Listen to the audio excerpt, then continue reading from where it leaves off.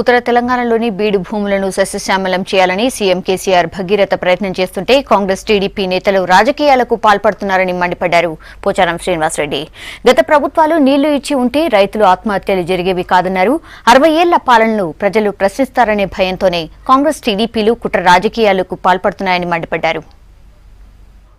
ముంపు గురైనటువంటి గ్రామాలకు నిర్వాసితులకు ఎక్కడ కూడా స్పష్టం చేస్తా ఉన్నాం, ఎక్కడ కూడా బలవంతంగా భూమి లాక్కుంటలేము. వాళ్ళు ఇష్టపూర్వకంగా ఇచ్చినప్పుడే తీసుకుంటున్నాం. ఇక లేటుగడ్డ కృష్ణాపూర్ నుంచి మొదలుకుంటే మిగతా అన్ని గ్రామాలు 5 గ్రామాలు ఏవైతే ఉన్నాయో వాళ్ళు మేము 123 జీవోకు కట్టుబడి ఉన్నాము, ఈ 123 జీవో ప్రకారంగా మీరు మాకు నష్టపరిహారం ఇవ్వండి అని వాళ్ళు అంగీకరించిన వారికే ఇలా ఏటిగడ్డ కృష్ణాపూర్ నుంచి రైతులు ముందుకు వచ్చి వారి యొక్క ఆస్తులను రిజిస్టర్ చేస్తూ ఉన్నారు. కానీ వీళ్ళకేం నొప్పి? కడుపు నొప్పి. ఈ కడుపు నొప్పికి మందు లేదు. ఇలా కేవలం రాజకీయ